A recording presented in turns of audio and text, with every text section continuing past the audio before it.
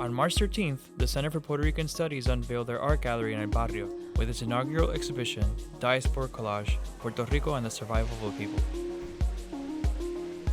Expanding upon Frank Espada's Puerto Rican Diaspora documentary project as an intimate look into the lives of Puerto Ricans across the United States, the featured artist explored Puerto Rican identities both on the archipelago and across its diasporas, presenting a collage of overlapping histories of colonialism, resistance, and perseverance.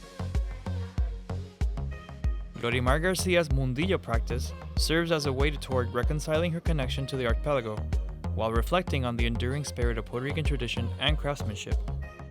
While Monica Ching's work reflects on the dynamics between her Puerto Rican, Chinese, and Colombian identities through a facsimile installation of a workstation at her family's restaurant.